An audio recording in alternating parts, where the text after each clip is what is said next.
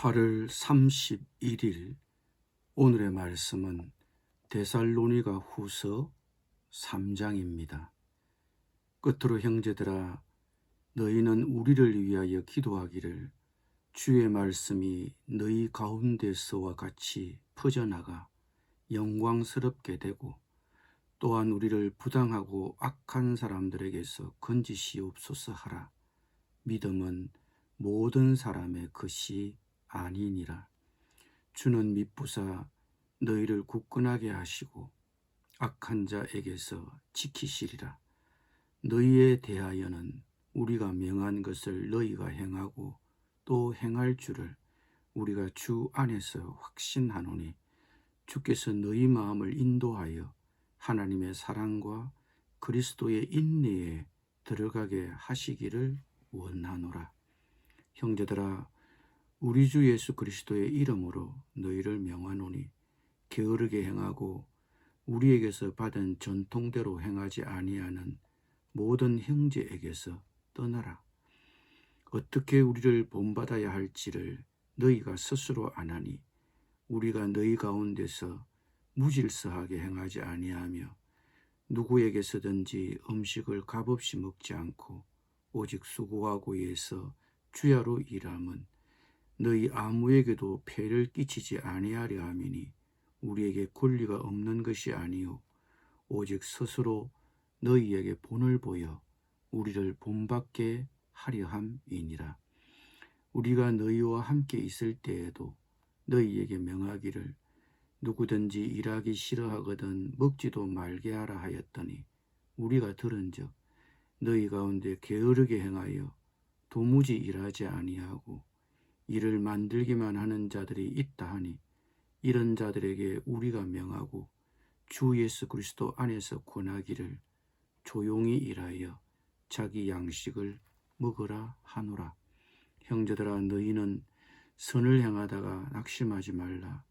누가 이 편지에 한 우리말을 순종하지 아니하거든 그 사람을 지목하여 사귀지 말고 그로 하여금 부끄럽게 하라. 그러나 원수같이 생각하지 말고 형제같이 권면하라. 평강의 주께서 친히 때마다 일마다 너희에게 평강을 주시고 주께서 너희 모든 사람과 함께 하시기를 원하노라. 나 바울은 친필로 문안하노니 이는 편지마다 표시로서 이렇게 써노라. 우리 주 예수 그리스도의 은혜가 너희 무리에게 있을지어다. 아멘.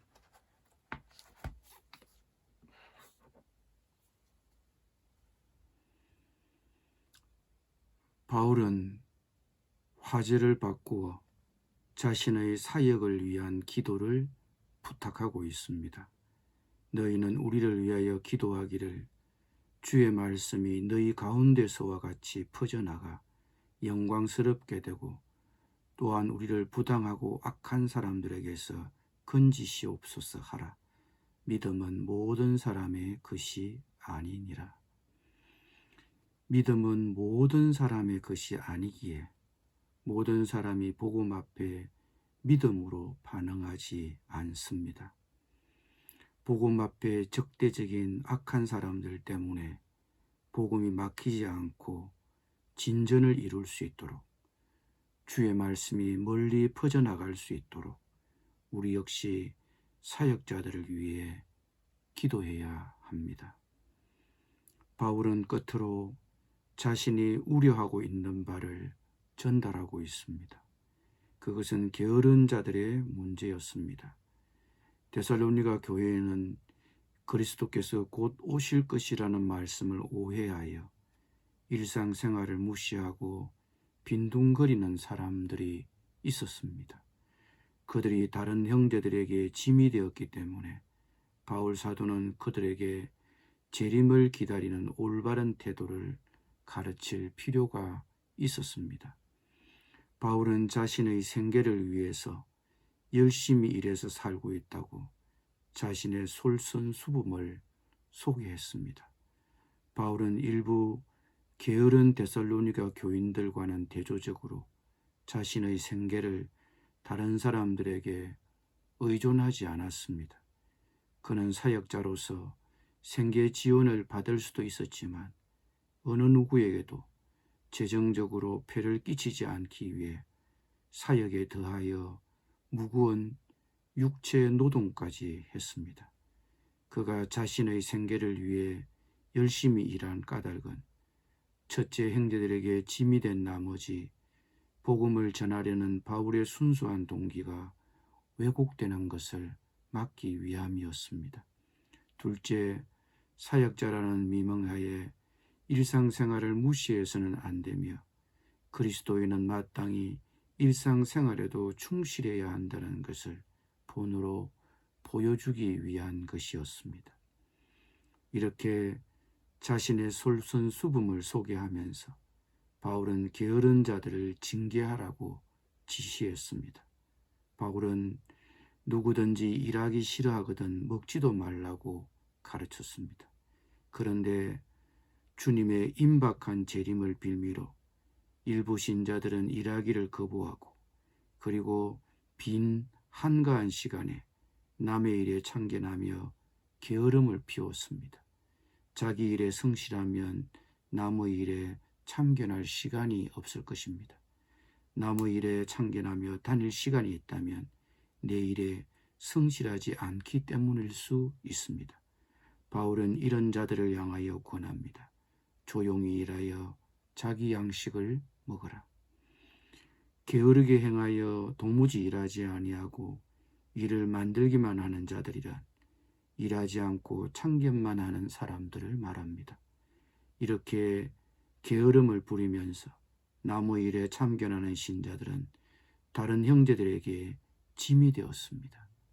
그리고 성실이라면서 그들에게 경제적 지원을 했던 신자들에게는 낙심이 되었을 것입니다. 그래도 그 자비를 계속해서 베풀라고 부탁하면서도 바울은 그 게으른 자들을 더 이상 방관하지 말고 징계하라고 지시했습니다. 누가 이 편지에 우리말을 순종하지 아니하거든 그 사람을 지목하여 사귀지 말고 그로 하여금 부끄럽게 하라. 바울은 이렇게 가르쳐도 게으른 자들이 계속 그렇게 게으르게 살아간다면 공동체가 그 사람을 지목하여 관계를 단절하고 그들에게 경제적 지원을 중단하라고 했습니다. 그렇게 해서 그 고집을 부리며 불복종하는 자를 부끄럽게 하라고 했습니다. 바울의 이러한 징계는 그 형제를 원수같이 여겨 파멸시키거나 굴욕을 주려는 의도가 아니라 자신의 행위를 부끄럽게 여겨 돌이키게 하려는 의도입니다. 교회의 징계는 완고하고 불복종하는 형제들을 부끄럽게 하여 회개하고 돌이켜 새롭게 하려는 목적을 갖고 있습니다. 바울이 게으른 자들과 관계를 끊고 그들에게 경제적 지원을 중단하라고 조언한 것은 스스로 경제를 유지할 수 없는 어려운 사람들을 말하고 있는 것은 아닙니다. 게을러 다른 사람의 짐이 되어 사는 사람들을 말하는 것입니다. 바울의 경고는 잔인하거나 냉담한 것이 아닙니다. 그리스도인 한 사람 한 사람이 책임감을 갖고 살게 하려는 것입니다. 평강의 주께서 친히 때마다 일마다 너희에게 평강을 주시고 주께서 너희 모든 사람과 함께 하시기를 원하노라. 나 바울은 친필로 문안하노니 이는 편지마다 표시로서 이렇게 써노라. 우리 주 예수 그리스도의 은혜가 너희 무리에게 있을지어다. 바울은 데살로니가 교회를 향하여 주님의 은혜와 평강을 구하며 서신을 마치고 있습니다. 주님의 은혜와 평강만이 성도들의 모든 대립을 해결할 수 있습니다. 데살로니가 교회는 주님의 재림의 시기를 두고 오해와 혼란을 갖고 있었습니다. 교회는 어떤 환경에서든 주님의 은혜와 평강이 함께해 주시기를 간구해야 합니다. 특히 형제를 징계해야 할 상황이면 더욱 그렇습니다. 혹 우리 교회는 어떤 상황 가운데 놓여 있습니까? 우리 교회를 위하여 주님의 은혜와 평강을 구하시기를 바랍니다. 기도드리겠습니다. 주님, 오늘 나는 그리스도인의 한 사람으로서 책임감을 갖고 살고 있는지 돌아보게 하여 주옵소서. 그리고 교회의 근면에 대하여는 절거히 복종하게 하여 주옵소서. 혹 교회가 어떤 상황에 놓여 있든지 교회를 위하여 주님의 은혜와 평강을 구하는 시간이 되게 하여 주옵소서. 예수님의 이름으로 기도드립니다. 아멘.